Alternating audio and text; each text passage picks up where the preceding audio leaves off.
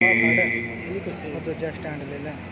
करना कूज रहन थिर नाही, संग चलत है हम भी चलना। दूर गवन सिर ऊपर मरना, क्या तू सोया जाग ज्ञाना। कह जीवन जग सच कर जाना, जो आया सो चल सी। सब कोई आई वारी है, जिसके जी परान है। क्यों साहिब मन हो विसारिया, वरीदा खिंथड़ मेखा अगलिया।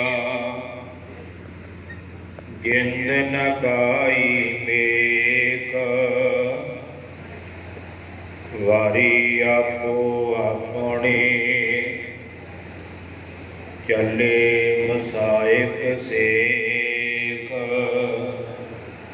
बाणी गुरु गुरु है बाणी, विच बाणी अमृत सारे। गुर बाणी कह सेवक जन मन, पर ताख गुरु निस्तारे। गुर बाणी कह सेवक जन मन, पर ताख गुरु निस्तारे। परम सन्मानयोग गुरता गद्दी ते सुभाईमान चावर शादार तख्त जी दे मालक याहराज हूर हाजरा हजूर, दसां पातशाहियां दे आत्मक स्वरूप। धन धन धन साहिब सतगुरु श्री गुरु ग्रंथ साहिब महाराज पातशाह जी दी पावन पवित्र हाजूरी अंदर सतगुरां दे दरों घरों वरसाए हुए सत्कारयोग बीबी रजनी जी, तिन्हां दे पावन अस्थानां ते सत संगत रूप होकर की हाजरियां भर रहे गुरु प्यारिओ गुरु सवारिओ, सत्कार सहित गुर फतेह प्रवान करो।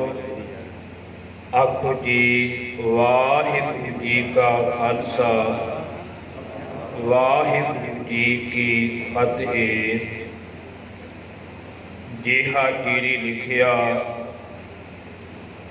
तेहा हुक्म कमाहे, कले आवह नानका। सदे उठी जाहे ते महवा का अनुसार। सतगुरां दे दर करदे सेवक सत्कारयोग माता दातो जी, जितने को श्वास जितने को उम्रा दे करके सतगुरु परमेश्वर जी ने संसारिक यात्रा करने वास्ते भेजिया सी, उतने को श्वासां नूं उम्रां नूं भोगदियां होया अज तो कुछ दिन पहला इस लोक तो परलोक सुधार गए ने। तिन्हां दी रूह कल्याण निमित्त समुचे परिवार वालों रल मिल करके अपने ग्रहां विखे तुरकी बाणी आई। तिन सगली चिंत मटाई जी दे सुपाठ प्रारंभ करवा करके भोग पवाए ने। उपरंत गुरुद्वारा साहिब विखे ये गुरमत समागम को लीके गए ने। पावन गुरबाणी में जो पढ़ते हैं तो पावन गुरबाणी के अंदर ਸਾਡੀ ਅੰਤਮ ਮਰਿਆਦਾ ਦਾ ਜ਼ਿਕਰ ਆਉਂਦਾ ਹੈ। ਸ੍ਰੀ ਗੁਰੂ ਗ੍ਰੰਥ ਸਾਹਿਬ ਜੀ ਦੀ ਪਾਵਨ ਬਾਣੀ ਅੰਦਰ 923 ਅੰਗ ਦੇ ਰਾਮਕਲੀ ਰਾਗ ਅੰਦਰ ਇੱਕ ਪਾਵਨ ਬਾਣੀ ਹੈ, ਜਿਸ ਬਾਣੀ ਦਾ ਨਾਮ ਹੈ ਰਾਮਕਲੀ ਸ਼ਬਦ। ਇਹ ਪਾਵਨ ਬਾਣੀ ਤੀਸਰੇ ਪਾਤਸ਼ਾਹ ਧੰਨ ਗੁਰੂ ਅਮਰਦਾਸ ਪਾਤਸ਼ਾਹ ਜੀ ਦੇ ਪੜਪੋਤਰੇ ਬਾਬਾ ਸੁੰਦਰ ਜੀ ਨੇ ਲਿਖਣਾ ਕੀਤੀ ਹੈ। ਇਹ ਪਾਵਨ ਬਾਣੀ ਉਸ ਵੇਲੇ ਲਿਖੀ ਹੈ ਕਿ ਜਿਸ ਵੇਲੇ ਧੰਨ ਗੁਰੂ ਅਮਰਦਾਸ ਪਾਤਸ਼ਾਹ ਜੀ ਨੇ ਆਪਣੀ ਜੋਤ ਸ੍ਰੀ ਗੁਰੂ ਰਾਮਦਾਸ ਪਾਤਸ਼ਾਹ ਜੀ ਦੇ ਵਿੱਚ ਟਿਕਾ ਦਿੱਤੀ। ਭਾਵ ਧੰਨ ਗੁਰੂ ਰਾਮਦਾਸ ਜੀ ਨੂੰ ਗੁਰਿਆਈ ਦਿੱਤੀ ਹੈ ਤੇ ਆਪ ਸਰੀਰ ਤਿਆਗਣ ਲੱਗੇ ਨੇ, ਤਾਂ ਉਸ ਵੇਲੇ ਆਪਣੇ ਪਰਿਵਾਰ ਨੂੰ ਸਤਿਗੁਰਾਂ ਨੇ ਕੋਲ ਸੱਦਿਆ ਹੈ, ਸੰਗਤ ਨੂੰ ਕੋਲ ਸੱਦਿਆ ਹੈ ਤੇ ਕੋਲ ਸੱਦ ਕੇ ਜੋ ਜੋ ਹੁਕਮ ਕੀਤਾ ਹੈ ਪਰਿਵਾਰ ਤਾਈਂ ਸੰਗਤ ਤਾਈਂ, ਉਹ ਅਖੀਰਲੇ ਬਚਨ ਧੰਨ ਗੁਰੂ ਅਮਰਦਾਸ ਪਾਤਸ਼ਾਹ ਜੀ ਦੇ ਬਾਬਾ ਸੁੰਦਰ ਜੀ ਨੇ ਲਿਖੇ ਨੇ। ਉਸ ਪਾਵਨ ਬਾਣੀ ਦੇ ਵਿੱਚ ਅਸੀਂ ਬਚਨ ਪੜ੍ਹਦੇ ਹਾਂ, ਸਤਿਗੁਰ ਭਾਣਾ ਆਪਣਾ ਬਹਿ ਪਰਿਵਾਰ ਸਦਾਇਆ। ਸਤਿਗੁਰਾਂ ਨੇ ਆਪਣੇ ਭਾਣੇ ਵਿੱਚ ਹੁਕਮ ਵਿੱਚ ਆਪਣੇ ਪਰਿਵਾਰ ਦੇ ਕੋਲ ਸੱਦਿਆ। ਹੁਕਮ ਕੀ ਕੀਤਾ ਹੈ? ਮਦ ਮੈਂ ਪਿੱਛੇ ਕੋਈ ਰੋਵਸੀ ਸੋ ਮੈਂ ਮੂਲ ਨਾ ਪਾਇਆ। ਸਾਡੇ ਸਰੀਰ ਤਿਆਗਣ ਉਪਰੰਤ ਪਾਤਸ਼ਾਹ ਕਹਿੰਦੇ ਮਦਾਂ ਕੋਈ ਰੋਵੇ, ਜਿਹੜਾ ਰੋਵੇਗਾ ਵਿਰਲਾਪ ਕਰੇਗਾ ਉਹ ਸਾਨੂੰ ਮੁੱਢੋਂ ਹੀ ਚੰਗਾ ਨਹੀਂ ਲੱਗੇਗਾ। ਭਾਵ ਕਿ ਵਿਰਲਾਪ ਨਹੀਂ ਕਰਨਾ, ਰੋਣਾ ਧੋਣਾ ਨਹੀਂ। ਹੁਣ ਇਹ ਤਾਂ ਸੰਸਾਰ ਦੀ ਕਿਰਿਆ ਕਿ ਜਦੋਂ ਕੋਈ ਪ੍ਰਾਣੀ ਚੜ੍ਹਾਈ ਕਰਦਾ ਹੈ ਤੇ ਵੈਰਾਗ ਪੈਦਾ ਹੁੰਦਾ ਹੈ, ਰੋਣਾ ਧੋਣਾ ਸ਼ੁਰੂ ਹੁੰਦਾ ਹੈ। ਪਰ ਜੇ ਸਤਿਗੁਰਾਂ ਨੇ ਕਿਸੇ ਕਰਮ ਨੂੰ ਬਦਲਿਆ ਹੈ ਤੇ ਉਹਦੀ ਥਾਂ ਤੇ ਦੂਜਾ ਕਰਮ ਵੀ ਸਾਨੂੰ ਦਿੱਤਾ ਹੈ, ਕੇਵਲ ਰੋਕਿਆ ਨਹੀਂ ਗਾ। ਜੇ ਇੱਕ ਕਰਮ ਤੋਂ ਰੋਕਿਆ ਤੇ ਉਹਦੀ ਥਾਂ ਤੇ ਸਾਨੂੰ ਚੰਗਾ ਕਰਮ ਦਿੱਤਾ ਕਿ ਕਿਹੜਾ ਕਰਨਾ ਹੈ। ਸਤਿਗੁਰਾਂ ਦੇ ਸਾਹਿਬਜ਼ਾਦੇ ਬਾਬਾ ਮੋਹਨ ਜੀ ਤੇ ਬਾਬਾ ਮੋਹਰੀ ਜੀ ਗਲ ਵਿੱਚ ਪੱਲਾ ਪਾ ਕੇ ਕਹਿਣ ਲੱਗੇ, ਸਤਿਗੁਰੂ ਪਿਤਾ ਜੀ, ਇਹ ਤੇ ਦੁਨੀਆ ਦੀ ਰੀਤੀ ਹੈ ਕਿ ਜਦੋਂ ਕੋਈ ਪ੍ਰਾਣੀ ਚੜ੍ਹਾਈ ਕਰਦਾ ਹੈ ਤੇ ਵੈਰਾਗ ਕੀਤਾ ਜਾਂਦਾ ਹੈ, ਰੋਇਆ ਜਾਂਦਾ ਹੈ। ਮਹਾਰਾਜ ਤੁਸੀਂ ਕਹਿੰਦੇ ਰੋਣਾ ਨਹੀਂ ਗਾ, ਤੇ ਜੇ ਰੋਣਾ ਨਹੀਂ ਤੇ ਕਰਨਾ ਕੀ ਹੈ ਉਹ ਵੀ ਸਾਨੂੰ ਦੱਸੋ। ਤਾਂ ਬਾਦਸ਼ਾਹ ਨੇ ਅਗਲਾ ਬਚਨ ਕੀਤਾ ਹੈ, ਅੰਤੇ ਸਤਿਗੁਰ ਬੋਲਿਆ ਮੈਂ ਪਿੱਛੇ ਕੀਰਤਨ ਕਰਿਆ ਹੋ ਨਿਰਵਾਣ ਜੀਓ। ਬਾਦਸ਼ਾਹ ਕਹਿਣ ਲੱਗੇ ਸਾਡੇ ਪਿੱਛੋਂ ਰੋਣਾ ਨਹੀਂ, ਸਾਡੇ ਪਿੱਛੋਂ ਮਾਲਕ ਦੀ ਬਾਣੀ ਦਾ ਕੀਰਤਨ ਕਰਨਾ ਹੈ। ਇਹ ਗੁਰਮਤਿ ਦੀ ਮਰਿਆਦਾ ਹੈ। ਹੁਣੇ ਹੁਣੇ ਆਪ ਜੀ ਨੇ ਕੀਰਤਨ ਸਰਵਣ ਕੀਤਾ ਹੈ। ਸਤਿਕਾਰਯੋਗ ਭਾਈ ਸਾਹਿਬ ਭਾਈ ਦਲਵਿੰਦਰ ਸਿੰਘ ਜੀ ਬੋਪਾ ਰਾਏ ਵਾਲੇ, ਉਹਨਾਂ ਦੀ ਗੁਰਮੁਖਾਂ ਦੀ ਰਸਨਾ ਤੋਂ ਆਪ ਜੀ ਨੇ ਪਾਵਨ ਬਾਣੀ ਦੇ ਸ਼ਬਦਾਂ ਦਾ ਕੀਰਤਨ ਸਰਵਣ ਕੀਤਾ ਹੈ। ਇਹ ਗੁਰੂ ਘਰ ਦੀ ਮਰਿਆਦਾ ਹੈ ਕੀਰਤਨ ਦੀ। ਅੰਤੇ ਸਤਿਗੁਰ ਬੋਲਿਆ ਮੈਂ ਪਿੱਛੇ ਕੀਰਤਨ ਕਰਿਆ ਹੋ ਨਿਰਵਾਣ ਜੀਓ। ਅਗਲਾ ਸ਼ਬਦ ਵਰਤਿਆ ਹੈ, ਕੇਸੋ ਗੋਪਾਲ ਪੰਡਤ ਸੱਦਿਆ ਹੋ ਹਰ ਹਰ ਕਥਾ ਪੜ੍ਹੀ ਪੁਰਾਣ ਜੀਓ। ਅਗਲਾ ਸ਼ਬਦ ਹੈ ਕਿ ਕਥਾ ਹੋਣੀ ਹੈ, ਧਿਆਨ ਦੇਣਾ। ਮੈਂ ਭੈਣਾਂ ਨੂੰ ਬੇਨਤੀ ਕਰ ਦੇਵਾਂ, ਕਿਉਂਕਿ ਅਸੀਂ ਗੁਰੂ ਕੇ ਦਰਬਾਰ ਵਿੱਚ ਗੱਲਾਂ ਕਰਨ ਵਾਸਤੇ ਨਹੀਂ ਆਏ। ਕਿਉਂਕਿ ਕੁਝ ਭੈਣਾਂ ਗੋਲ ਜਾਂ ਚੱਕਰ ਬਣਾ ਕਰਕੇ ਗੱਲਾਂ ਲੱਗੀਆਂ ਹੋਈਆਂ। ਜੇ ਆਪਾਂ ਗੱਲਾਂ ਹੀ ਕਰਨੀਆਂ ਤੇ ਗੁਰੂ ਕੀ ਹਜ਼ੂਰੀ ਵਿੱਚ ਬੈਠਣ ਦਾ ਲਾਭ ਕੋਈ ਨਹੀਂ। ਗੁਰੂ ਕਾ ਦਰਬਾਰ ਕੇਵਲ ਬਾਣੀ ਪੜ੍ਹਨ ਵਾਸਤੇ, ਸਿਮਰਨ ਵਾਸਤੇ, ਕੀਰਤਨ ਸੁਣਨ ਵਾਸਤੇ, ਕਥਾ ਵਾਸਤੇ ਹੁੰਦਾ ਹੈ। ਗੱਲਾਂ ਕਰਨੀਆਂ ਤੇ ਬਾਹਰ ਬਥੇਰੀਆਂ ਥਾਵਾਂ ਹੁੰਦੀਆਂ ਜਿੱਥੇ ਬੈਠ ਕੇ ਅਸੀਂ ਕਰ ਸਕਦੇ। ਬਾਕੀ ਸਾਰੀ ਜ਼ਿੰਦਗੀ ਆਪਾਂ ਗੱਲਾਂ ਕਰਦੇ ਲੰਘ ਜਾਂਦੇ ਹਾਂ। ਜਦੋਂ ਘਰੇ ਰਹਿੰਦੇ ਹਾਂ ਸਵੇਰ ਤੋਂ ਸ਼ਾਮ ਤੱਕ ਗੱਲਾਂ ਹੀ ਕਰਦੇ ਰਹਿੰਦੇ ਹਾਂ।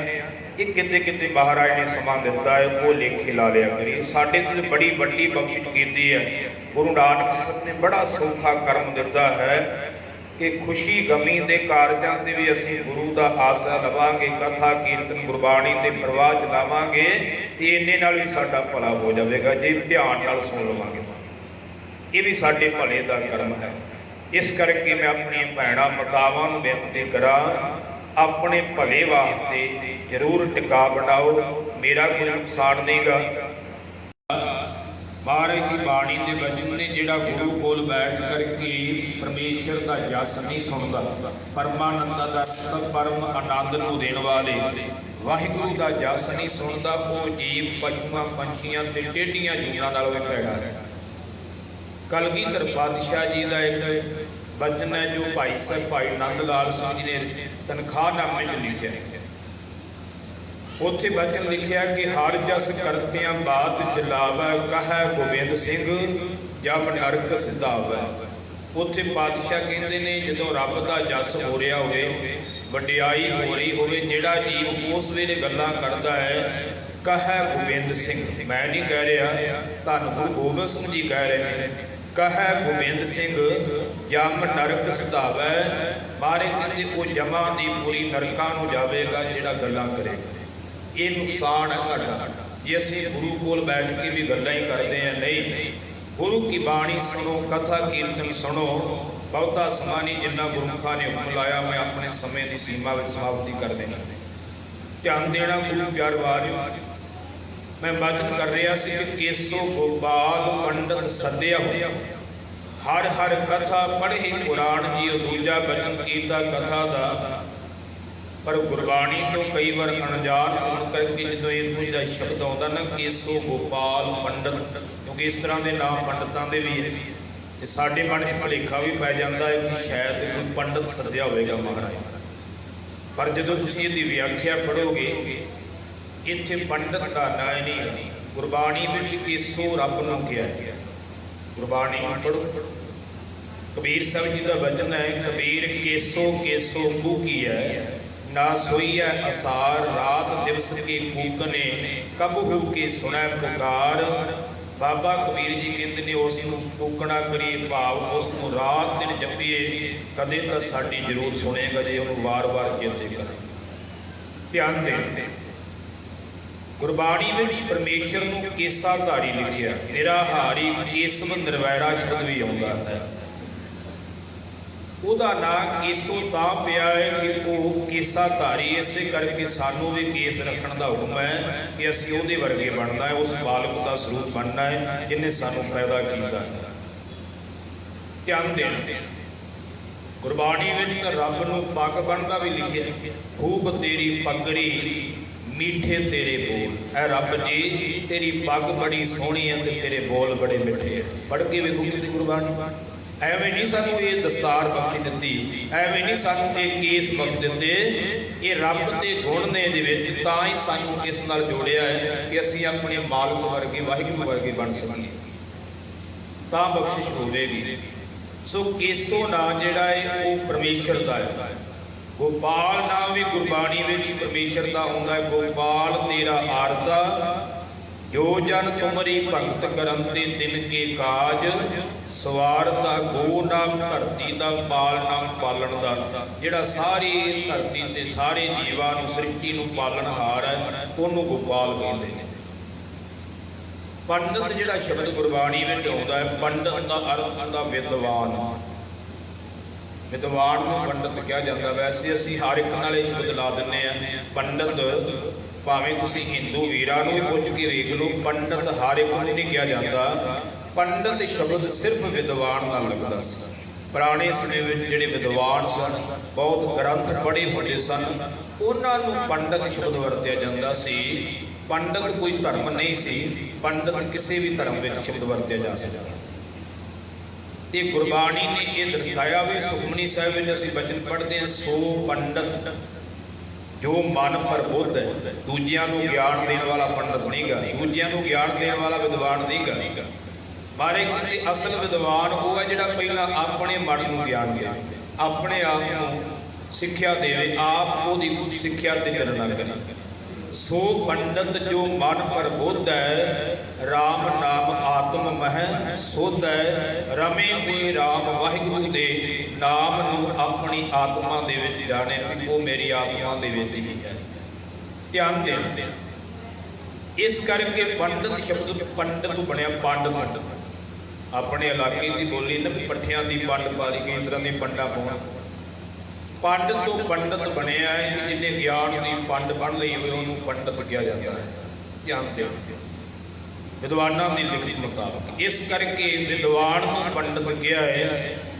उत्थे भाव विद्वाना ने यह लिखा केसो गोपाल पंडित का अर्थ है कि परमेश्वर का स्वरूप कौन ने उस वेले धन गुरु रामदास पातशाह जी। गुरु रामदास जी को बुलाया कि गुरु रामदास जी ही कथा करनगे। ते कथा किहड़ी करनी है? हिंदू वीर जदों उन्होंने धर्म में कोई प्राणी चढ़ाई कर जाए तो गरुड़ पुराण का पाठ रखते हैं ते गरुड़ पुराण की कथा करते। उन्होंने धर्म की मर्यादा है, आपो अपने धर्म की मर्यादा। पर बादशाह कहते असी गरुड़ पुराण की कथा नहीं करनी, असी किहड़ी करनी? हर हर कथा पढ़े पुराण दियो। वो जो हरि हरेक को हरिया भरिया करने वाला वाहिगुरु है, उसकी कथा ही साडे वास्ते पुराण है। होर किसी पुराण की सानू लोड़ नहीं। सो मैं बहुत ही विस्तार वाल ना जावां। ये कथा ते कीर्तन सानू सतगुरां ने बख्शिश किया है।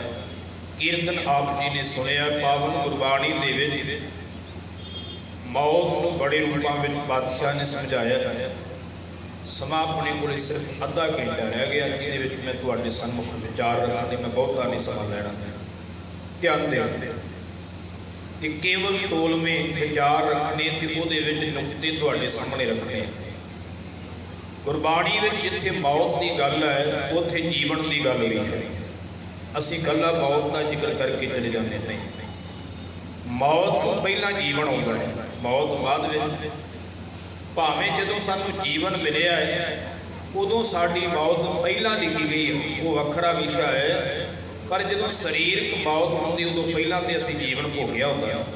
ध्यान दें, ये भी जानना बड़ा जरूरी है कि मौत आउण तो पहला असीं किहो जिहा जीवन जी के जावांगे कि तानू सानू रब की दरगाह विच थां मिलेगी, किहो जिहा जीवन जीवना पवेगा।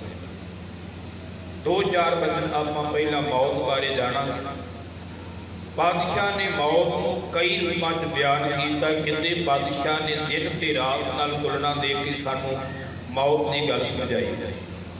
किते बादशाह ने नदी के पानी नाल तुलना दे के समझाया।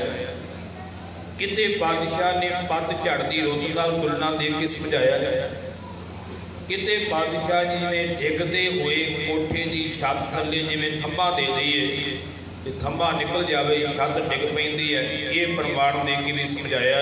जिहड़ा गुरु के कीर्तनियां ने पहला शब्द भी पढ़िया सी, जल की भीत पवन का थंबा रक्त बूंद का गारा, हाड मांस नाड़ी को पिंजर पंखी बसै बिचारा, प्राणी क्या मेरा क्या तेरा जैसे तरवर पंख बसेरा। पातशाह ने ये गल समझाई है। कहते जल की भीत, ये जल की कंध है, पवन का थंबा, ये शरीर दे विच पवन का श्वासा रूपी हवा का थंबा जिहड़ा वो दिता होया है। रक्त बूंद का गारा, मां की रगत पिता की बिंद का गारा ला करके शरीर रूपी महल बनया है, शरीर का कोठा बनया है। हाड मांस नाड़ी को पिंजर, हड्ड ते मांस ते नाड़ियां का यह पिंजरा है। पंखी बसै विचारा, ये विच जीओ आत्मा रूपी विचारा पंछी वसदा है। जिदन वो पंछी उडारी मार गया उदन वो शरीर रूपी मैल ढह ढेरी हो जाना है। प्राणी क्या मेरा क्या तेरा, ऐ प्राणा धारी जीव की मेरा तेरा लाई बैठा है। जैसे तरवर पंख बसेरा, तेरा ते संसार ते इउं वासा है कि जिवें एक दरख्त ते पंछी दा वासा है। पंछी सदा एक ही दरख्त ते नहीं रहिंदा, उडारी मार जांदा। रेमट तेरो कोई नहीं खिंच ले जिन भार, बिरख पसेरो पंख को तैसो, ਇਹੋ ਸੰਸਾਰ ਬਿਰਖ ਬਸੇਰੋ ਪੰਖ ਕੋ, ਜਿਵੇਂ ਕਹਿੰਦੇ ਬਿਰਖ ਦੇ ਉੱਪਰ ਦਰਖਤ ਦੇ ਉੱਪਰ ਵਾਸਾ ਹੈ ਪੰਛੀ ਦਾ, ਇਸ ਤਰ੍ਹਾਂ ਦਾ ਇਹ ਸੰਸਾਰ ਹੈ, ਇੱਕ ਦਿਨ ਉਡਾਰੀ ਮਾਰ ਜਾਵੇਗਾ। ਇੱਕ ਥਾਂ ਤੇ ਪਾਤਸ਼ਾਹ ਜੀ ਬਚਨ ਕਰਦੇ ਨੇ, ਅਨ ਕਾਏ ਰੰਦੜਿਆ ਬਾਟ ਦੁਹੇਲੀ ਰਾਮ, ਪਾਪ ਕਮਾਵਦਿਆਂ ਤੇਰਾ ਕੋਈ ਨਾ ਬੇਲੀ ਰਾਮ। ਮਾਰੇ ਕਿਤੇ ਰਸਤਾ ਬੜਾ ਔਖਾ ਹੈ ਜਿਹੜੇ ਰਸਤੇ ਤੇ ਜਾਣਾ ਹੈ, ਪਰ ਜੇ ਤੂੰ ਸੰਸਾਰ ਅੰਦਰ ਪਾਪ ਕਰਦਾ ਹੈ ਤੇ ਤੇਰਾ ਕਿਸੇ ਨੇ ਬੇਲੀ ਨਹੀਂ ਬਣਨਾ। ਪਾਪ ਜਿੰਨੇ ਮਰਜ਼ੀ ਕਰ ਲੈ, ਲੇਖਾ ਤੈਨੂੰ ਦੇਣਾ ਪੈਣਾ, ਕਿਸੇ ਨੇ ਤੇਰੀ ਬਾਹ ਨਹੀਂ ਫੜਨੀ। ਜਿਨ੍ਹਾਂ ਵਾਸਤੇ ਤੂੰ ਪਾਪ ਕਰਦਾ ਹੈ ਉਹਨਾਂ ਨੇ ਤੇਰਾ ਸਾਥ ਨਹੀਂ ਦੇਣਾ। ਬਾਬਾ ਕਬੀਰ ਜੀ ਦਾ ਬਚਨ ਪੜ੍ਹਦੇ ਆ, ਬਹੁ ਪਰਪੰਚ ਕਰ ਪਰ ਧਨ ਲਿਆਵੈ, ਸੁਖ ਦਾਰਾ ਪਹਿ ਆਨ ਲੁਟਾਵੈ, ਮਨ ਮੇਰੇ ਭੂਲੇ ਕਪ ਨ ਕੀਜੈ, ਅੰਤ ਨਬੇਰਾ ਤੇਰੇ ਜੀ ਪਹਿਲੀਜੈ। ਬਾਬਾ ਕਬੀਰ ਜੀ ਕਹਿੰਦੇ ਨੇ ਬੜੇ ਵਾਲ ਛਲ ਕਰਕੇ, ਝੂਠ ਬੋਲ ਕਰਕੇ, ਪਰਾਇਆ ਧਨ ਲਿਆ ਕਰਕੇ ਘਰੇ ਦੇਣਾ ਹੈ, ਪਰ ਭੁੱਲਿਆ ਬਣਾ ਛਲ ਨਾ ਕਰ, ਅੰਤ ਨੂੰ ਲੇਖਾ ਤੈਨੂੰ ਦੇਣਾ ਪੈਣਾ, ਕਿਸੇ ਹੋਰ ਨੇ ਨਹੀਂ ਦੇਣਾ। ਛਿਣ ਛਿਣ ਤਨ ਚੀਜਾ ਜਰਾ ਜਨਾਵੈ, ਤਬ ਤੇਰੀ ਹੋਗ ਕੋਈ ਬਾਣੀਓ ਨਾ ਪਾਵੈ। ਕਹਿੰਦੇ ਛਿਣ ਛਿਣ ਕਰਕੇ ਸਰੀਰ ਪੁਰਾਣਾ ਹੋ ਜਾਂਦਾ ਹੈ, ਵਡੇਪਾ ਆ ਜਾਂਦਾ ਹੈ। ਜਿਨ੍ਹਾਂ ਵਾਸਤੇ ਰਾਤ ਦਿਨ ਵਰਦਾ ਉਹਨਾਂ ਨੇ ਤੇਰੇ ਬੁੱਕ ਵਿੱਚ ਪਾਣੀ ਵੀ ਨਹੀਂ ਪਾਉਣਾ। ਐਸੀ ਖੇਡ ਬਣ ਜਾਣੀ ਹੈ। ਅਨ ਕਾਏ ਰੰਦੜਿਆ ਵਾਟ ਦੁਹੇਲੀ ਰਾਮ, ਪਾਪ ਕਮਾਵਦਿਆਂ ਤੇਰਾ ਕੋਈ ਨਾ ਬੇਲੀ ਰਾਮ। ਕੋਈ ਨਾ ਬੇਲੀ ਹੋਏ ਤੇਰਾ ਸਦਾ ਪਛੋਤਾਵਹਿ, ਗੁਣ ਗੋਪਾਲ ਨਾ ਜਪੇ ਰਸਨਾ, ਫਿਰ ਕਦ ਹੋ ਸੇਧ ਆਵਹਿ। ਕਹਿੰਦੇ ਰੱਬ ਦੇ ਗੁਣ ਨਹੀਂ ਗਾਉਂਦਾ ਕਿ ਕਦੋਂ ਦਿਨ ਤੈਨੂੰ ਇਹ ਦੁਬਾਰਾ ਮਿਲਣਗੇ, ਨਹੀਂ ਇਹ ਜੀਵਨ ਦੁਬਾਰਾ ਮਿਲਣਾ। ਤਰਵਰ ਵਿਛੁੰਨੇ, ਤਰਵਰ ਦਾ ਅਰਥ ਦਰਖਤ, ਵਿਛੁੰਨੇ ਦਾ ਅਰਥ ਵਿਛੜੇ ਹੋਏ, ਟੁੱਟੇ ਹੋਏ।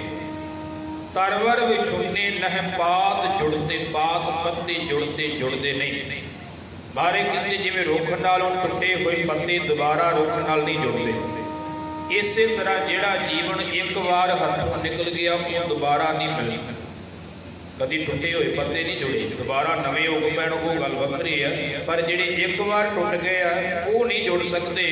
ਇਸੇ ਤਰ੍ਹਾਂ ਜਿਹੜਾ ਇੱਕ ਵਾਰ ਜੀਵਨ ਚਲਾ ਗਿਆ ਉਹ ਦੁਬਾਰਾ ਨਹੀਂ ਮਿਲਦਾ। ਤਰਵਰ ਵਿਛੁੰਨੇ ਨਹਿ ਪਾਤ ਜੁੜਦੇ, ਜਮ ਪੱਗ ਗਾਉਣ ਅਕੇਲੇ, ਬਿਨਵੰਤ ਨਾਨਕ ਬਿਨ ਨਾਮ ਹਰ ਕੇ ਸਦਾ ਫਿਰਤ ਦੁਹੇਲੇ। ਪਾਤਸ਼ਾਹ ਉਚਾਰਦੇ ਨੇ ਜੇ ਨਾਮ ਨਹੀਂ ਜਪਿਆ ਤੇ ਰੱਬ ਦੇ ਨਾਮ ਤੋਂ ਬਿਨਾਂ ਸਾਡੀ ਜਿੰਦ ਜਿਹੜੀ ਹੈ ਉਹ ਦੁਖੀ ਹੋ ਕੇ ਭਟਕਦੀ ਹੈ, ਉਹਨੂੰ ਕਦੇ ਗੁਰੂ ਚਰਨਾਂ 'ਚ ਥਾਂ ਨਹੀਂ ਮਿਲਦਾ। ਨਾਮ ਤੋਂ ਬਿਨਾਂ ਭਟਕਦੀ ਫਿਰੇਗੀ। ਜਾਣਾ ਸਾਰਿਆਂ ਨੇ, ਮੈਂ ਇਸ ਵਿਸ਼ੇ ਵੱਲ ਬਹੁਤਾ ਨਾ ਜਾਵਾਂ। ਮੌਤ ਇੱਕ ਅਟਲ ਸਚਾਈ ਹੈ ਕਿ ਸਾਰਿਆਂ ਨੂੰ ਮੌਤ ਜਿਹੜੀ ਆਉਣੀ ਹੈ। ਗੁਰਬਾਣੀ ਦਾ ਫੈਸਲਾ ਹੈ, ਜੋ ਜਨਮ ਹੈ ਸੋ ਜਨ ਹੰਬੂਆ, ਗੋਬਿੰਦ ਭਗਤ ਆਸਥਿਰ ਹੈ ਥੀਆ। ਜਿਸ ਨੇ ਜਨਮ ਲਿਆ ਹੈ ਸਮਝ ਲਓ ਉਸਨੇ ਇੱਕ ਦਿਨ ਮਰਨਾ ਜ਼ਰੂਰ ਹੈ। ਪਰ ਕਰਮ ਕੀ ਕਰਨਾ ਹੈ? ਬਾਬਾ ਫਰੀਦ ਸਾਹਿਬ ਜੀ ਦਾ ਇੱਕ ਸ਼ਲੋਕ ਆਉਂਦਾ ਪਾਵਨ ਬਾਣੀ ਵਿੱਚ, ਉਹਦੇ ਬਾਰੇ ਵਿਦਵਾਨਾਂ ਨੇ ਇੱਕ ਬਚਨ ਲਿਖਿਆ ਹੈ ਕਿ ਬਾਬਾ ਫਰੀਦ ਸਾਹਿਬ ਦੇ ਕੋਲ ਕੋਈ ਪਿਆਰਾ ਆ ਗਿਆ, ਪਿਆਰ ਕਰਨ ਵਾਲਾ ਸੀ ਬਾਬਾ ਫਰੀਦ ਸਾਹਿਬ ਦੇ ਨਾਲ। ਹੁਣ ਵੀ ਰੱਬ ਦੇ ਪਿਆਰਿਆਂ ਨਾਲ ਪਿਆਰ ਕਰਨ ਵਾਲੇ ਗੁਰਮੁਖ ਬਹੁਤ, ਪਹਿਲਾਂ ਵੀ ਇਸੇ ਤਰ੍ਹਾਂ ਸੀ। ਉਸ ਦੀ ਭਾਵਨਾ ਬਣੀ ਕਿ ਮੈਂ ਬਾਬੇ ਫਰੀਦ ਸਾਹਿਬ ਨੂੰ ਕੋਈ ਵਸਤਰ ਭੇਟਾ ਕਰਾਂਗਾ। ਮਨ ਦੀ ਭਾਵਨਾ ਬਣ ਗਈ ਵੀ ਇਹ ਰੱਬ ਦੀ ਇਬਾਦਤ ਕਰਦੇ ਨੇ, ਬੰਦਗੀ ਕਰਦੇ ਨੇ, ਇਹਨਾਂ ਦੀ ਸੇਵਾ ਕਰਾਂਗਾ ਤੇ ਲਾਭ ਹੋਵੇਗਾ। ਦਾ ਵੀ ਰੱਬ ਦੇ ਪਿਆਰਿਆਂ ਦੀ ਸੇਵਾ ਕਰੀਏ ਤੇ ਬਹੁਤ ਵੱਡਾ ਲਾਭ ਹੈ। ਗੁਰਬਾਣੀ ਵਿੱਚ ਤਾਂ ਇੱਥੋਂ ਤੱਕ ਲਿਖਿਆ ਹੋਇਆ ਹੈ ਕਿ ਜੇ ਭਾਵਨਾ ਦੇ ਨਾਲ ਰੱਬ ਦੇ ਪਿਆਰਿਆਂ ਨੂੰ ਕੋਈ ਜੀਵ ਆਇਆ ਵੀ ਕਹਿ ਦੇਵੇ ਤੇ ਉਹਨੂੰ ਵੀ ਜਮਾਂ ਦੀ ਮਾਰ ਨਹੀਂ ਪੈਂਦੀ। ਗੁਰਬਾਣੀ ਵਿੱਚ ਇੰਨੀ ਵਡਿਆਈ ਰੱਬ ਦੇ ਪਿਆਰੇ ਦੀ ਲਿਖੀ ਹੋਈ। ਜੇ ਕੋ ਜੀਓ ਕਹੈ ਉਹਨਾਂ ਕਹੋ, ਜਮ ਕੀ ਤਲਬ ਨਾ ਹੋਈ। ਗੁਰਬਾਣੀ ਦੀ ਪੰਕਤੀ ਪੜ੍ਹ ਸਕੋ ਤੁਸੀਂ। ਜੇ ਕੋਈ ਰੱਬ ਦੇ ਪਿਆਰਿਆਂ ਨੂੰ ਸਤਿਕਾਰ ਵੀ ਦੇ ਦੇਵੇ ਨਾ, ਕੋਈ ਸੇਵਾ ਵੀ ਨਾ ਕਰੇ, ਬਸ ਜੀਓ ਆਇਆ ਹੀ ਕਹਿੰਦੇ ਪ੍ਰੇਮ ਨਾਲ, ਅੰਦਰੋਂ ਭਾਵਨਾ ਦੇ ਨਾਲ, ਉਹਨੂੰ ਵੀ ਜਮਾਂ ਦੀ ਮਾਰ ਨਹੀਂ ਪੈਂਦੀ। ਏਡੀ ਵੱਡੀ ਵਡਿਆਈ ਰੱਬ ਦੇ ਪਿਆਰੇ ਦੀ ਹੈ। ਭਾਵਨਾ ਬਣੀ ਕਿ ਮੈਂ ਵਸਤਰ ਭੇਟਾ ਕਰਾਂ। ਵਸਤਰ ਲਿਆ ਤੇ ਦਰਜੀ ਦੇ ਕੋਲੋਂ ਸਿਲਵਾਇਆ। ਉਹਨੂੰ ਕਿਹਾ ਕਿ ਇਹਨੂੰ ਚੰਗੀ ਤਰ੍ਹਾਂ ਦੂਰੀਆਂ ਤੀਰੀਆਂ ਸੀਨਾ ਲਾ ਕੇ ਸਿਉਂਦੇ, ਕਿਉਂਕਿ ਮੈਂ ਭਗਤ ਫਰੀਦ ਸਾਹਿਬ ਨੂੰ ਭੇਟਾ ਕਰਦਾ। कोई घाट नहीं रहनी चाहिए। तैयार किया वस्त्र लैकर के बाबे फरीद साहब के चरणों में आया तो लिया करके भेटा अर्पण की है। कह लगा बाबा जी ये तुहाडे वास्ते मैं लैके आया, मेरी भावना सी मैं तुहानू वस्त्र भेटा करा। तो बंदे का कुदरती सुभाव है जो बंदा कोई चीज़ भेटा करता ना तो नाल सिफत कर लग पैंदा है कि ये जी बहुत वधिया जी, ये तुहाडे वास्ते स्पैशल बनाई सुभाव हुंदा। उन्हें भेटा तो कीता वस्त्र, कहन लगा बाबा फरीद जी ये तुहाडे वास्ते मैं स्पैशल तैयार करवाया है। आ वेखो इनू दूरियां तीरियां सीना लवाइया ने ताकि ये उधड़े ना। बाबा फरीद साहब जी कहन लगे सजना ठीक है तेरी भावना चंगी है, पर एक गल याद रखी इस वस्त्र नूं ते तू दूरियां तीरियां सीना लवाया है, कदे अपने जीवन में भी कोई सीन लाई हो ध्यान देना। अजकल वर्गे नहीं सी ना भी भेड़ा रखी ते चुप करके घर में गए कहना कुछ नहीं। भेटा दुनिया अर्पण करती है, पर रब के प्यारे का भी फर्ज होता है कि उन्होंने कोई उपदेश देवे रब नाल जुड़न का भी उसका भला भी हो सके, ये कर्म होता है। ध्यान देना बाबा फरीद जी कहते इनू ते बड़ियां सीना लाई बैठा है, कोई अपने जीवन में भी सीन लाई हुई तो सीन तो लाउणी पैनी। जपजी साहब पढ़ते हैं ना बाबा सचखंड की अवस्था का जिक्र किया महाराज ने, महाराज कहते हैं तिथ है सीतो सीता महिमा माहे, उत्थे उन्होंने महिमा है जिन्हों का जीवन वो महिमा में सीता होया, जिहड़े सीप गए जुड़ गए उन्होंने महिमा उत्थे है रब के दरबार में। बाबा फरीद जी ने जो श्लोक उचारिया जिवें गुरबाणी में दर्ज है पावन वचन, फरीदा खिंथड़ मेखा अगलियां जिंद ना काई मेघ, मेघ का अर्थ सीन। कहते इस गोदड़ी नूं जिहड़ा वस्त्र लैके आया इनू ते बड़ियां सीना लवा लिया सजना, जिंद ना काई मेघ, पर अपनी जिंद नूं एक बार भी नहीं रब नाल जोड़िया, एक भी सीन नहीं लाई। वारी आपू अपनी चले मसायक सेख, इत्थे बड़े बड़े तुर गए तुर तू ही जाना है, पर जे अपने जीवन को उहदे नाल जोड़िया नहीं तो तेरा जाना भी व्यर्थ हो जाना है। जाना सड़ने पर बादशाह ने मौत को पहला कर्म लिखिया है, जिवें जो आया सो चल सी सब कोई आई वारी है। ये वचन पढ़ लेंगे पर ये नाल ही अगला वचन भी किया है कि जिसके जी प्राण हहे क्यों साहिब मन हो विसारी है, कि जिहदे दिते हुए प्राण शरीर में चलते ने जिंदगी है उन्होंने मनो क्यों भुला दिता है, उन्होंने नहीं भुलाउणा। मौत एक अटल सच्चाई है, पर मैं अखीरला वचन तुहाडे नाल जिहड़ा करना है वो ये है कि गुरु नूं आपां पुछीए सतगुरां नूं कि चरनां 'च निवास किनों मिलदा है। ध्यान देना क्योंकि जदों कोई प्राणी चढ़ाई कर जाता उसकी अरदास आपां इहो करते हैं कि विछड़ी हुई आत्मा नूं अपने चरनां 'च निवास बख्शो। जे आपां नूं पहिलां पता होगा किनू मिलता तो आपां वो कर्म कर भी सकते हैं, पहिलां पता हो भी आह काम करन दे नाल उहदे चरनां 'च निवास मिलता है तो वो कर्म आपां करांगे। पर एक सवाल होर भी है, हुण भावें कोई चंगे जीवन वाला होवे ते भावें कोई माड़े जीवन वाला होवे, अरदास दोनों की इक्को होंदी है। अरदास नहीं जे बदली, अरदास तो इक्को ही होंदी ना। भावें ग्रंथी सिंह नूं पता भी होवे भी इहदा जीवन ठीक नहीं गा, पर फिर भी वो अरदास नहीं बदल सकता क्योंकि अरदास तो भले दी करनी। फिर भी उन्होंने कहना पैना है कि विछड़ी हुई आत्मा चरनां 'च निवास बख्शो। चंगे जीवन वाले वास्ते भी उही शब्द वरत्या जाता है, जिहदा चंगा जीवन नहीं उहदे वास्ते भी उही शब्द वरत्या जाता है।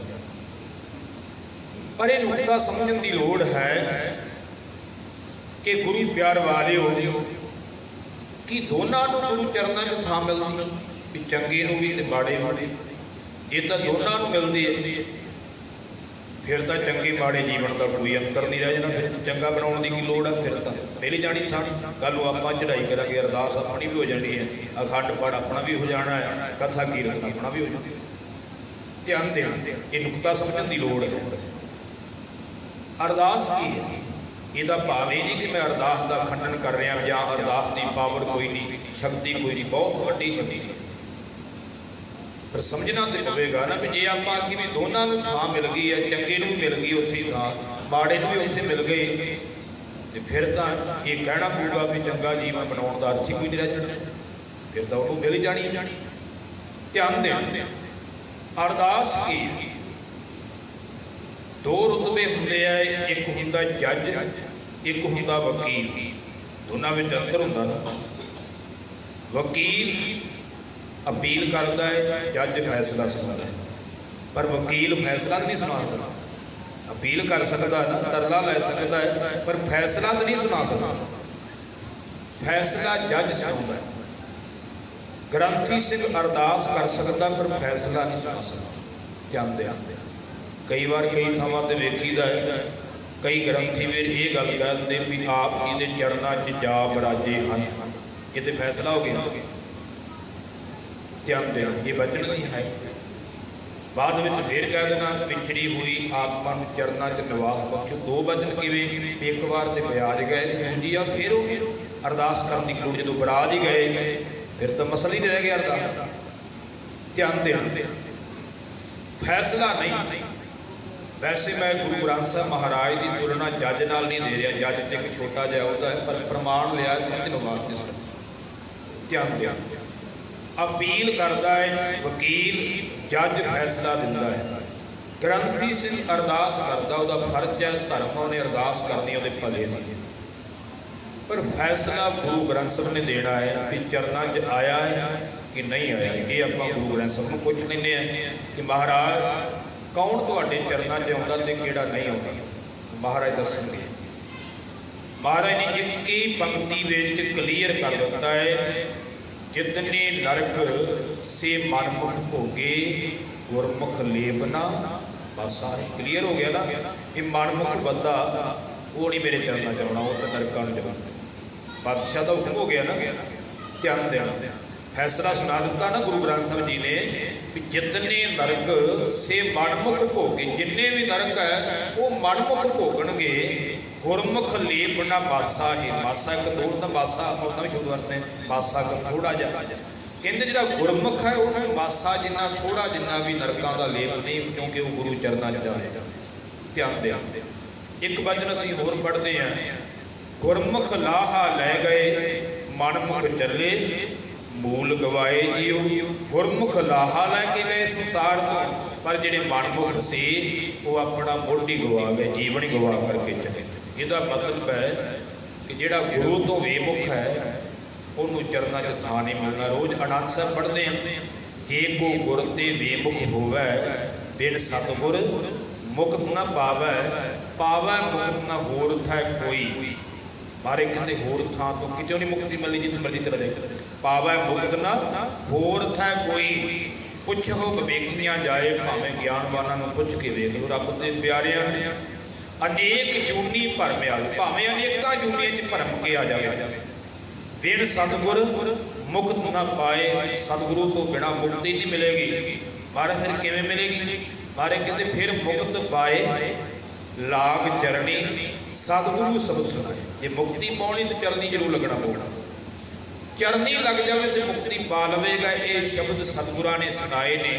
ਕਹਿ ਨਾਨਕ ਵਿਚਾਰ ਦੇਖੋ ਬਿਨ ਸਤਿਗੁਰ ਮੁਕਤ ਨਾ ਪਾਏ। ਮਾਰੇ ਕਿਤੇ ਵਿਚਾਰ ਕੇ ਦੇਖ ਲਓ, ਭਾਈ ਗੁਰੂ ਤੋਂ ਬਿਨਾਂ ਮੁਕਤੀ ਨਹੀਂ ਮਿਲਦੀ। ਮੂਲੇ ਖੰਦਰੀ ਦਾ ਪ੍ਰਸੰਗ ਤੁਹਾਨੂੰ ਸਾਰਿਆਂ ਨੂੰ ਯਾਦ ਹੈ। ਪਹਿਲੇ ਪਾਤਸ਼ਾਹ ਤੋਂ ਵਿਛੜਿਆ ਸੀ ਤੇ 10ਵੇਂ ਪਾਤਸ਼ਾਹ ਵੇਲੇ ਜਾ ਕਰਕੇ ਮੁਕਤ ਹੋਇਆ। ਅੱਜ ਵੀ ਗੁਰਦੁਆਰਾ ਸ਼ਿਕਾਰਘਾਟ ਸਾਹਿਬ ਹਜ਼ੂਰ ਸਾਹਿਬ ਦੀ ਧਰਤੀ ਤੇ ਵਿਰਾਜਮਾਨ ਹੈ। ਜੇ ਮੁਕਤ ਹੋਇਆ ਤੇ ਫਿਰ ਗੁਰੂ ਕੋਲੇ ਆ ਕੇ ਹੋਇਆ, ਨਹੀਂ ਤੇ ਨਹੀਂ ਹੋ ਸਕਦਾ ਸੀ। ਗੁਰੂ ਨੇ ਮੁਕਤ ਕੀਤਾ ਹੁੰਦਾ ਨਹੀਂ ਹੋਣਾ। ਕਿੰਨੀਆਂ ਜੂਨਾਂ 'ਚ ਭਰਮਿਆ, ਮਾਰੇ ਕਿਤੇ ਅਨੇਕ ਜੂਨੀ ਭਰਮਿਆ, ਅਨੇਕਾਂ ਜੂਨਾਂ 'ਚ ਭਰਮ ਕੇ ਆਇਆ ਉਹ। ਬਿਨ ਸਤਿਗੁਰ ਮੁਕਤ ਨਾ ਪਾਏ, ਮੁਕਤੀ ਗੁਰੂ ਤੋਂ ਬਿਨਾਂ ਨਹੀਂ ਮਿਲਦੀ। ਜਿਹੜਾ ਵਿਮੁਖ ਹੋ ਗਿਆ ਹੈ, ਪਾਤਸ਼ਾਹ ਕਹਿੰਦੇ ਪਰਮੇਸ਼ਰ ਤੇ ਭੁੱਲਿਆ ਵਿਆਪਣ ਸਭੇ ਰੋਗ, ਵਿਮੁਖ ਹੋਏ ਰਾਮ ਤੇ ਲੱਗਣ ਜਨਮ ਵਜੋਗ। ਮੁਕਤ ਨਹੀਂ ਹੁੰਦਾ, ਚਰਨਾਂ 'ਚ ਥਾਂ ਨਹੀਂ ਮਿਲਦਾ, ਉਹਨੂੰ ਜਨਮਾਂ ਜਨਮਾਂਤਰਾਂ ਦੇ ਵਿਛੋੜੇ ਪੈਣਗੇ। 84 ਲੱਖ ਜੂਨਾਂ ਦਾ ਭਟਕਣ ਕਰਨਾ ਪਵੇਗਾ, ਭਰਮਣ ਕਰਨਾ ਪਵੇਗਾ। क्योंकि कर्म जिहड़ा असीं इत्थे करदे हैं वो अगे परलोक विच भी साडी सहायता करदा है। हुण ना एक काम होर चल पिया है नवां ही, ते कईयां ने तो यह भी कहना शुरू कर दिता भी अगे तो हुंदा ही कुछ नहीं, जो कुछ हुंदा इत्थे ही हुंदा। ये भी नवां ट्रेंड चल पिया। ध्यान दें, मैं किसी की ना कभी मुखालफत की है, ना मैं कभी किसी की विरोधता की। मैं गुरबाणी मुताबिक विचार रखता हूँ, धर्म कढ़ना मेरा फर्ज है क्योंकि मैं गुरु घर का प्रचार कर। ध्यान दें, कह दिता जाता कि अगला लोग ही नहीं है, ਇਹੋ ही लोग आ इत्थे ही जो कुछ होता है वो सब कुछ इत्थे होता है। अगला तो इवें जी ये तो पुजारियां ने जाए संप्रदावां ने डर दे दिता लोगों को कि अगला तो लोग ही कोई नहीं है। कमाल की गल, गुरबाणी असीं रोज़ पढ़ते, सुखमनी साहब रोज़ पढ़ते, ये लोक सुखीए परलोक सुहेले, नानक हर प्रभ आप है मेले। बकायदा लिखिया ये लोग आ जिहड़ा लोक जिथे रहिंदे असीं, ये लोक सुखीए, इस लोक विच भी सुखी हुंदे ने वो, पर लोक सुहेले जे अगला लोक हैगा ही नहीं तो सुखी कौन हो। महाराज ने परलोक का जिक्र क्यों किया? दोवें थाव रखे गुर सूरे शब्द क्यों वरते भी दोवां थावां ते गुरु रखिया करदा। कीर्तन सोहला रोज पढ़ते हैं, करो बेनंती सुनो मेरे मीरता संत टहल की बेला, ईहा खाट चलो हर राह आगे बसन सुहेला। अगे सौखा बसेगा तो अगे किथे, ये हैगा ही नहीं तो अगे की गल कितों। गुरबाणी के किन्ने प्रमाण देवां। आसा की वार दी तुसीं 14वीं पौड़ी पढ़ के वेखो, पातशाह कहंदे कपड़ रूप सुहावना छड़ दुनिया अंदर जावना। ਇਹਦਾ अर्थ मैनू कर दे ਜਿਹੜਾ ਕਹਿੰਦਾ भी अगला लोग नहीं है, मैनू ਇਹਦੇ अर्थ दस दे। कपड़ रूप सुहावना, कपड़ का अर्थ कपड़े, रूप का अर्थ रूप, सुहावना का अर्थ सोहना, सोहने कपड़े ते तेरा सोहना रूप। छड़ दुनिया अंदर जावना, तू दुनिया अंदर छड़ जाना है। ते जे दूजा लोग नहीं तो जाना किथे, फिर छड्डण का तो मसला ही नहीं रह गया। जो लोग ही एक तो छड्ड के जाना किथे, पर महाराज ने लिखा छड्ड दुनिया अंदर जावना, यदा मतलब किते होर जाना है तां ही इत्थे छड्ड के जाना। सवाल तो यही उठेगा ना भी जे दूजा लोग ही नहीं तो फिर तो छड्ड के जाने का मसला ही नहीं गा। जे आप एक पिंड तो दूजे पिंड जाने तो तां ही अर्थ होगा ना भी छड्ड के चले गए, फलाना परिवार से सब कुछ छड्ड के चला गया। जे उस पिंड में फिर किस छड्ड के चला गया? ध्यान दें, इसनूं समझण दी लोड़ है, सचेत होने की लोड़ है। कपड़ रूप सुहावना छड़ दुनिया अंदर जावना, मंदा चंगा अपना आपे ही कीता पावना। हुक्म कीए मन भावदे राहे भीड़ा अगे जावना। इत्थे ते कोई भीड़ा रस्ता है ही नहीं कि जिथे लगना, उत्ते अगले की गल कीती, अगे रस्ते भीड़े में लगना पैना। नंगा दोलक चालिया, इत्थे तो बंदा नंगा जाता ही नहीं, इत्थे तो वस्त्र पाए होंदे, संस्कार तो पहला भी पाए। ध्यान देना, नंगा दोलक चालिया तां दिसा खरा डरावना। जो नंगा नरकां नूं गया कहंदे बड़ा भयानक नजर आएगा, बड़ा डरावना दिसेगा। कर औगण पछोतावना, फिर जिहड़े औगण कीते ने उन्हां करके पछतावेगा कि मैं क्यों करदा रहा। ध्यान देना, इन चीज़ों को समझने की लोड़। बड़े प्रमाण ने गुरबाणी में, हज़ारां प्रमाण ने इस विषय के जिहड़े परलोक की गल कर रहे। परलोक हैगा। ध्यान देना, मैं बच्चों तां कहा है कि असीं अज इन्हां चीज़ों को कट्टी जा रहे हैं कि नहीं जी अगे कोई है ही नहीं, तो जे अगे है ही नहीं तो बंदगी किन्ने करनी, सिमरन किन्ने करना। इत्थे ते पापी मौजां माणदे, कोई दुख नहीं, उन्होंने देखते आपां साडे सामने। कई बार बंदा इत्थे पाप साडे सामने, सारे पिंड नूं भी पता हुंदा भी इन्हें पाप कीता है, पर उसकी पहुँच करके बच गया, जां ते माया की ताकत करके बच गया, जां किसी लीडर की ताकत करके बच गया। साडे सामने फिरदा हुंदा, सानूं पता भी हुंदा सारिआं नूं इहने पाप कीता है, ये बंदा दोषी है, पर फिर भी उन्हें सज़ा नहीं हुई क्योंकि उसकी पहुँच हैगी। पर महाराज कहते हैं इत्थे तो बच सकता है, पर उत्थे नहीं कोई बच सकता। गुरबाणी की पंक्ति तुहानूं सुणावा, पातशाह जी का वचन है, मानसा क्या हो दीवान हो कोई नस भज निकले। मनुखा की कचहरी में कोई नस भज करके बच सकता, पाप करके भी बच जाऊगा। मानसा क्या हो दीवान हो कोई नस भज निकले, हर दीवान हो कोई किथे जाया। कहते रब की कचहरी में कोई किथे भजेगा, उतों तो भज्या नहीं जाना, उत्थे ते लेखा देना पैना। ध्यान दे, कर्म इत्थे करना है, मौत तो बाद कर्म कोई नहीं गा साडा।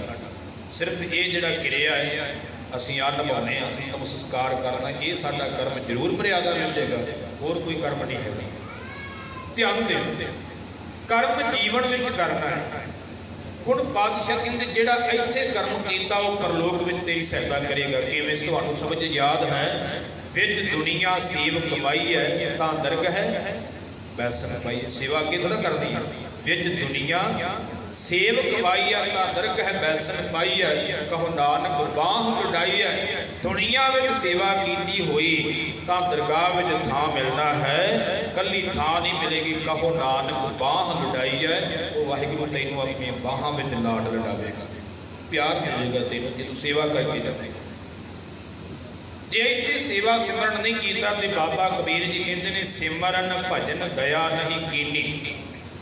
ਜਿਹਨੇ ਸਿਮਰਨ ਭਜਨ ਨਹੀਂ ਕੀਤਾ, ਕਿਸੇ ਤੇ ਦਇਆ ਨਹੀਂ ਕੀਤੀ, ਸਿਮਰਨ ਭਜਨ ਦਇਆ ਨਹੀਂ ਕੀਨੀ, ਤਉ ਮੁਖ ਚੋਟਾਂ ਖਾਹੇਗਾ। ਕਿਤੇ ਮੂੰਹ ਤੇ ਮਾਰ ਪਵੇਗੀ। ਧਰਮ ਰਾਏ ਜਦ ਲੇਖਾ ਮੰਗੈ ਕਿਆ ਮੁਖ ਲੈ ਕੇ ਜਾਹੇਗਾ। ਜਦੋਂ ਧਰਮਰਾਜ ਨੇ ਲੇਖਾ ਮੰਗਿਆ ਕਿਹੜਾ ਮੂੰਹ ਲੈ ਕੇ ਜਾਵੇਗਾ।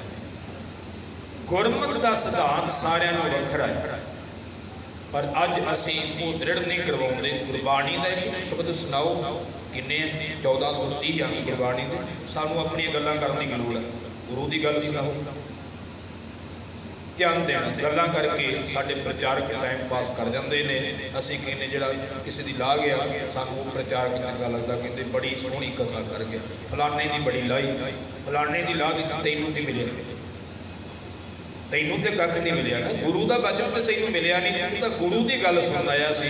ਜੇ ਤੂੰ ਇਹੋ ਹੀ ਸੁਣਨਾ ਸੀ ਕਿ ਫਲਾਣੇ ਦੀ ਲਾਉਣੀ, ਤੇ ਸੱਥਾਂ ਵਿੱਚ ਵੀ ਬਥੇਰੇ ਤੁਰੇ ਫਿਰਦੇ ਆ ਇੱਕ ਦੂਜੇ ਦੀ ਲਾਉਣੀ। ਇਹ ਤੇ ਕਰਮ ਲੀਡਰਾਂ ਦੇ ਆ। ਤੇਰਾ ਕਰਮ ਤੇ ਗੁਰੂ ਦੀ ਗੱਲ ਸੁਣਾਉਣ ਦਾ ਹੈ। ਕੇਵਲ ਗੁਰੂ ਦੀ ਗੱਲ ਸੁਣਾ ਕਿ ਗੁਰੂ ਕੀ ਕਹਿ ਰਿਹਾ, ਗੁਰਬਾਣੀ ਕੀ ਕਹਿ ਰਹੀ। ਮੈਂ ਅਖੀਰਲਾ ਵਚਨ ਤੁਹਾਨੂੰ ਸੁਣਾਉਣ ਲੱਗਾ।